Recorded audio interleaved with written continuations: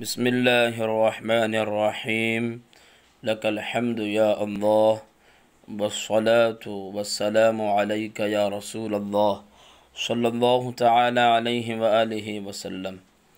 محترم عزیز طلباء، علم الصیغہ عربی کا سبق لے کر آپ کے سامنے حاضر ہوئے ہیں۔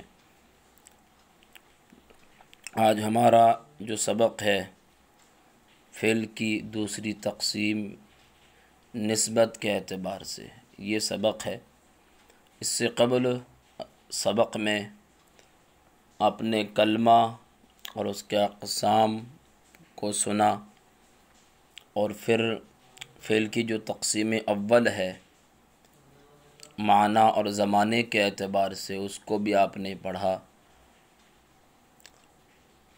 فعل کی اولاً دو قسمیں ہوتی ہے، معنی اور زمانے کے اعتبار سے، فعل ماضی، فعل مضارع اور فعل امر، یہ آپ نے پڑھ لیا۔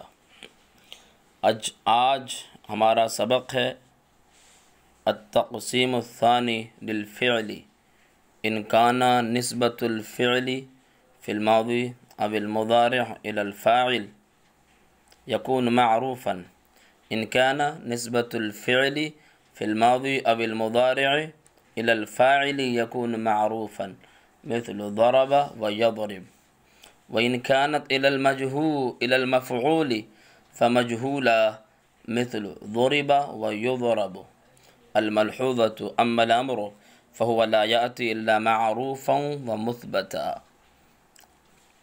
یہ آج ہمارا سبق ہے۔ اس میں کہا ہے فعل کی دوسری تقسیم۔ اب یہ جو فعل کی دوسری تقسیم ہے یہ نسبت کے اعتبار سے ہے کہ اگر فعل کی نسبت ماضی میں ہو یا مضارع میں ہو، اگر فعل کی نسبت فاعل کی طرف ہے تو وہ فعل معروف ہے، اگر فعل کی نسبت چاہے ماضی میں ہو یا مضارع میں ہو اگر فاعل کی طرف نہیں بلکہ مفعول کی طرف ہے تو وہ فعل مجہول ہے۔ دوسرے لفظوں میں یوں کہہ سکتے ہیں، اگر فعل کا فاعل معلوم ہو تو وہ فعل معروف ہوتا ہے، اگر فعل کا فاعل معلوم نہ ہو تو وہ فعل مجہول ہوتا ہے۔ جیسے آپ مثالوں سے سمجھے، ضربا اس نے مارا، اس نے مارا۔ اب یہاں پر جو ہے فعل کا فاعل معلوم ہے، ہاں اس نے مارا، تو جو ہے جب یہاں پر فعل کا فاعل معلوم ہے، فعل کو انجام دینے والا معلوم ہے، تو یہ فعل معروف ہے، فعل مجہول نہیں۔ اسی کے مقابل ضربا وہ مارا گیا، تو وہ مارا گیا اتنا تو معلوم ہے کہ کس کو مارا گیا ہے، لیکن مارنے والا کون ہے وہ معلوم نہیں ہے، تو فعل کا فاعل یہاں پر معلوم نہیں ہے، تو ضربا ہو جائے گا فعل مجہول۔ ترجمہ دیکھیں، بہت آسان ہے۔ التقسیم الثانی للفعل، فعل کی دوسری تقسیم، ان کانت نسبت الفعل، اگر فعل کی نسبت فی الماضی او المضارع، ماضی میں ہو یا مضارع میں ہو، اگر فعل کی نسبت ماضی میں یا مضارع میں فاعل کی طرف ہو، یکون معروفا تو فعل معروف ہوتا ہے، مثل ضرب اس نے مارا، ویضرب وہ مارتا ہے یا مارے گا۔ یہ فعل ماضی کی مثال ہے، یہ فعل مضارع کی مثال ہے۔ وَإِنْ كَانَتْ إِلَى الْمَفْعُولِ، اور اگر فعل کی نسبت چاہے ماضی میں ہو یا مضارع میں ہو، اگر فعل کی نسبت مفعول کی طرف ہو، فَمَجْهُولًا اے فَيَكُونُ مَجْهُولًا، تو وہ کیا ہوگا؟ مجہول، فعل مجہول ہوتا ہے۔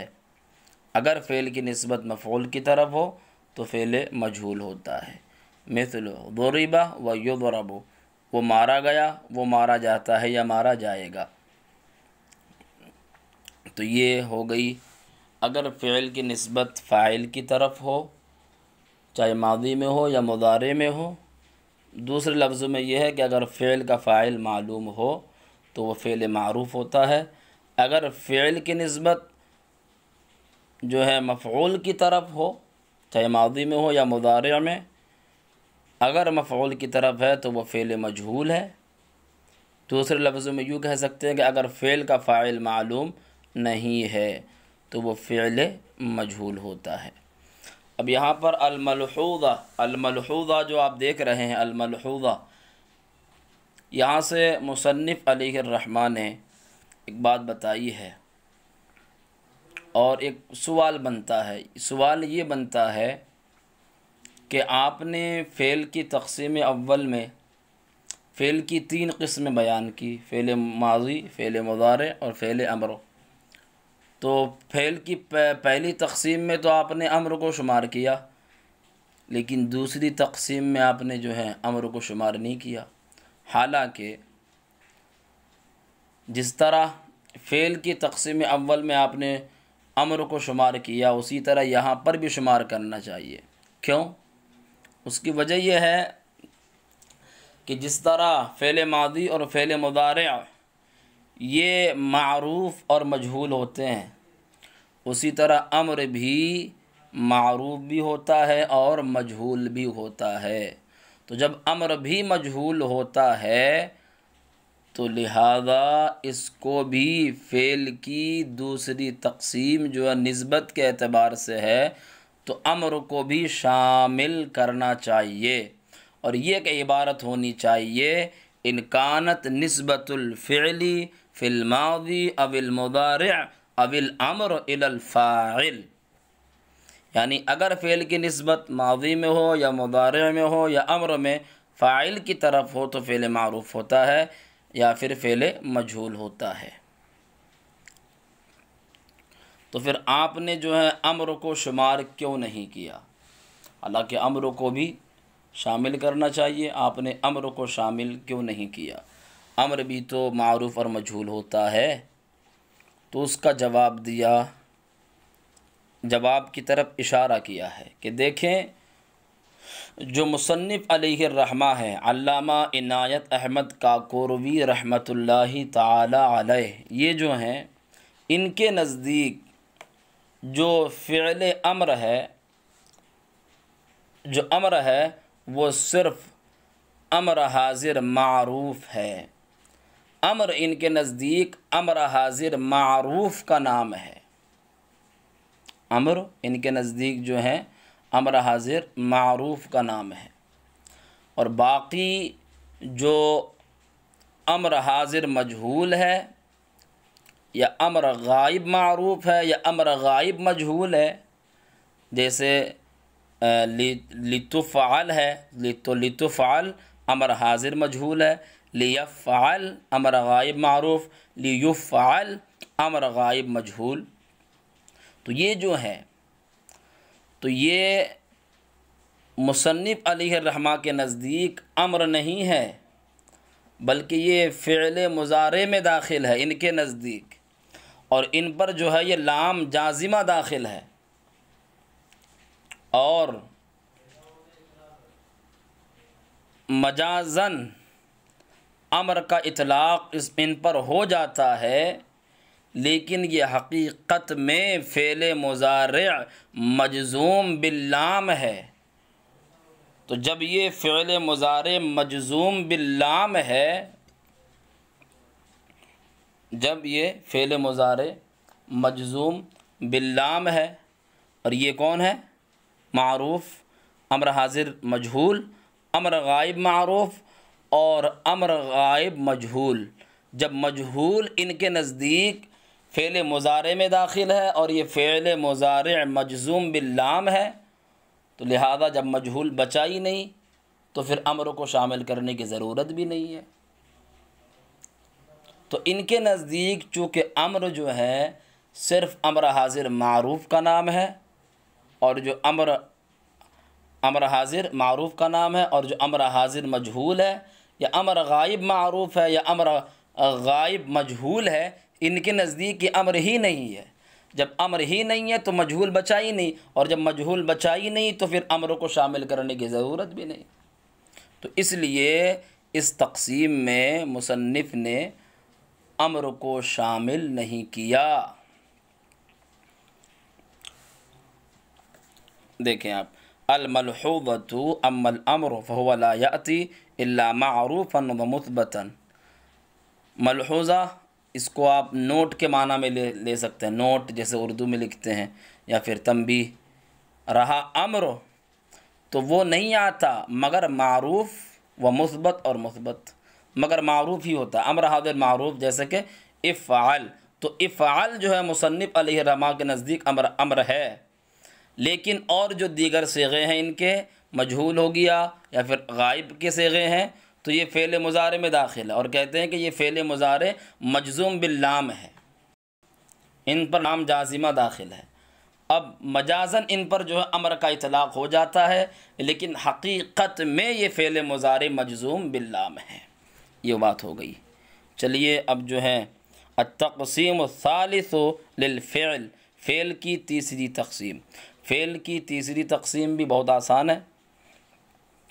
اب جو ہے فعل کی پہلی تقسیم ہو گئی ماضی مضارع امر، اب پھر دوسری تقسیم معروف اور مجہول، تیسری تقسیم ہے مثبت اور منفی کے بارے میں۔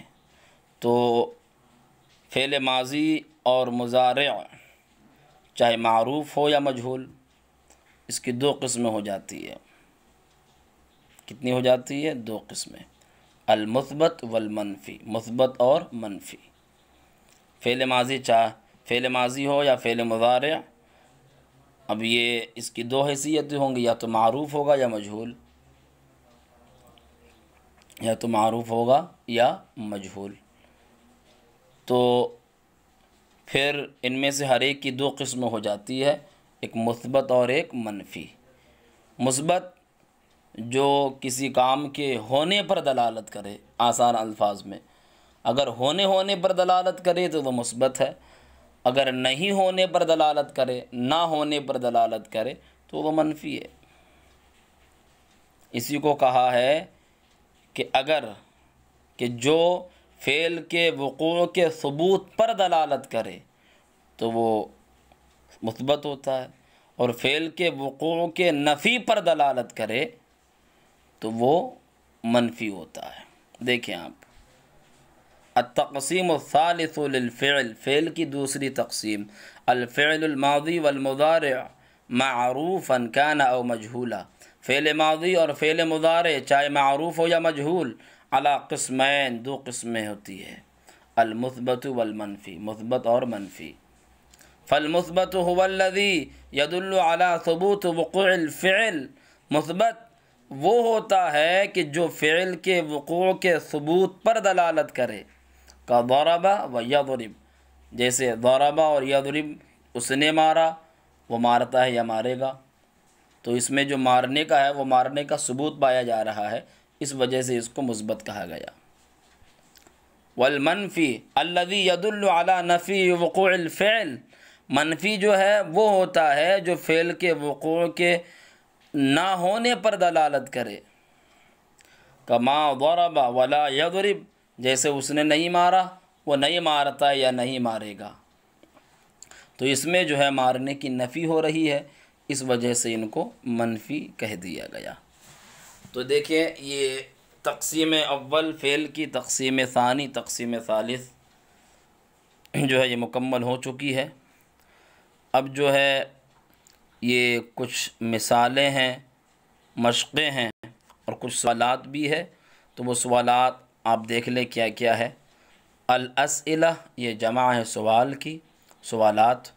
پہلا سوال ہے عرف الکلمہ واقسامها مع ذکر الامثلہ، کلمہ اور اس کے اقسام کی تعریف کرو مثالوں کے بیان کے ساتھ، تو یہ کر دینا ہے۔ کم قسما للفعل من حیث دلالته على الزمن والمعنى عرف کلا منها، فعل کی کتنی قسمیں ہیں معنی، زمانہ اور معنی پر دلالت کرنے کے اعتبار سے، عرف کلا منها، ان میں سے ہر ایک کی تعریف کرو، ما هو الفعل المعروف والمجہول، فعل معروف، یہ تیسرا سوال ہے، فعل معروف اور فعل مجہول کیا ہوتا ہے؟ عرفہما ومثل لہما، ان میں سے ہر ایک کی تعریف کرو، دونوں میں سے، اور دونوں کے لیے مثالیں بیان کرو۔ تو وہ کر دینا ہے۔ کیف تعرف الفعل المثبت والمنفی، فعل مثبت اور فعل منفی کیسے پہچانا جاتا ہے؟ بینہما، بیان کرو، مع ذکر الامثلہ، مثالوں کے بیان کے ساتھ۔ تو یہ چاروں سوالات کے جوابات دے دینا ہے۔ اب جو ہے التمارین، تمرین کی جمع ہے مشقیں، تو یہ مشقیں دیے ہوئے ہیں، کچھ کلمے ہیں، تو ان میں سے کچھ کلمے جو ہیں کچھ فعل ہیں اور کچھ جو ہیں اسما ہیں۔ تو آپ کو دیکھیں، آپ پہلے یہ عربی جملہ دیکھ لیں، میز اقسام الکلمہ و اقسام الفعل من حیث تقاسیمہ الثلاثۃ فی المفردات الآتیہ، کلمے کے اقسام میں تمیز کرو اور فعل کے اقسام میں، اس کے تینوں تقسیموں کے اعتبار سے آنے والے مفردات میں، یعنی جو تین تقسیمیں ہو گئی فعل کی، تینوں تقسیم کے اعتبار سے فعل کے اقسام بتانے ہیں، پھر اس میں جو ہے کلمے کے اقسام بتانے ہیں۔ پہلے کلمے کے اقسام بتانا ہے کہ کلمے کی جو تین قسم ہے، فعل، اسم، حرف، ان میں سے کون سا ہے۔ پھر فعل کی قسمیں بتانی ہے اس کے تینوں تقسیموں کے اعتبار سے۔ میں ایک لفظ بول دیتا ہوں، باقی آپ خود بخود سمجھ جائیں گے۔ اللہ، کلمہ جلالت یہ کیا ہے؟ تو پہلے کلمے کے اقسام میں سے تعین کرنا ہے۔ تو کلمے کے اقسام میں سے کیا ہے؟ یہ اسم ہے۔ کیا ہے؟ اسم ہے۔ اسم ہے، فعل تو ہے نہیں۔ کیا ہے یہ؟ اسم ہے۔ اب اس کا آگے چلے جائیں تو کلمے کے اقسام میں سے خالی یہ صرف اسم ہی ہے، اور باقی فعل تو ہے نہیں کہ فعل کے اقسام جو ہے اس پر شمار کیے جائیں، فعل تو ہے نہیں، تو اس لیے آگے چلے۔ بس اس میں جو کلمے کے اقسام خالی بتا دینا ہے اگر اسم ہے تو۔ اب اگر آپ کلمے کے اقسام میں سے فعل نکل آیا تو پھر فعل کے بارے میں آپ نے جتنے ڈیٹیل کے ساتھ پڑھا ہے وہ پورا آپ کو بتانا ہے۔ دیکھیں، یہ ایک اسم کے بارے میں بتا دیا، اب آپ فعل کو لے لیں۔ رسول، اس کے بعد ہے صلی فعل ہے، تو پہلے کلمے کے اقسام بتانے ہیں۔ اب صلی کلمے کے اقسام میں سے کیا ہے؟ صلی فعل ہے۔ اب جب فعل ثابت ہو گیا تو اب جو ہے فعل کی قسمیں آپ بیان کرو اس پر، اس کی تینوں تقسیم کے اعتبار سے۔ تو پہلی تقسیم کے اعتبار سے فعل یہ جو ہے صلی، یہ فعل ماضی ہے۔ کیا ہے؟ فعل ماضی ہے۔ دوسری تقسیم کے اعتبار سے صلی، اس نے نماز پڑھی، تو دوسری تقسیم کے اعتبار سے جو صلی ہے یہ جو ہے معروف ہے، اور تیسری تقسیم کے اعتبار سے جو صلی ہے یہ مثبت ہے۔ تو فعل ماضی معروف مثبت یہ ہو گیا تینوں تقسیم کے اعتبار سے۔ تو اسی طرح جو بھی اور صیغے آئیں گے وہ آپ کو بتانا ہے، یہ اس میں اتنا کام کرنا ہے، یہ مشقیں ہیں۔ اس کے بعد میں اور جو دوسری جو مشق ہے، عین اقسام الکلمہ و اقسام الفعل فی الجمل الآتیہ، کلمے کی اقسام کو متعین کرو اور فعل کے اقسام کو فی الجمل الآتیہ، آنے والے جملوں میں۔ اب جو پہلے تھے وہ آنے والے جو ہیں وہ مفردات تھے، وہ جملے نہیں تھے۔ اس میں جو ہیں جملے ہیں، ان جملوں میں جو ہے آپ کو تعین کرنا ہے کلمے کے اقسام اور پھر جو ہے فعل کے اقسام۔ وہی تو کلمے کے تین قسمیں ہوتی ہیں، فعل، اسم، حرف، وہ آپ کو جملوں میں متعین کرنا ہے۔ اور فعل کی جو تین قسمیں ہو گئی، فعل کی پہلی تقسیم، دوسری تقسیم، تیسری تقسیم، اس اعتبار سے فعل کی تمام قسمیں آپ کو بیان کرنی ہیں ان جملوں میں۔ تو دیکھیں، ایک میں آپ کو بتا دیتا ہوں، بسم اللہ الرحمن الرحیم ہے، تو پہلے آپ با کو لے لیں، با کو لیں۔ اب آپ با پر آپ غور کریں کہ با کیا ہے۔ کلمے کی 3 قسموں میں سے، کلمے کی 3 قسموں میں سے با کیا ہے؟ با فعل ہے یا اسم ہے یا حرف ہے؟ تو آپ نے با کو دیکھا تو آپ یہاں کہہ دیں با جو ہے یہ حرف ہے۔ تو کلمے کی اقسام میں سے ایک قسم کی تعین ہو گئی کہ با کیا ہے؟ حرف ہے۔ اس کے بعد اسم آ جاتا ہے، تو لفظ اسم کیا ہے؟ تو آپ اس میں غور کریں، لفظ اسم جو ہے وہ اسم ہے، فعل کی علامت اس میں کچھ پائی نہیں جا رہی ہے، تو لفظ اسم کیا ہے؟ اسم ہے۔ اس کے بعد لفظ اللہ آ گیا تو یہ بھی اسم ہے۔ الرحمن الرحیم یہ دونوں بھی اسم ہے، فعل تو ہے نہیں، تو کلمے کے اقسام میں سے تعین ہو گئی۔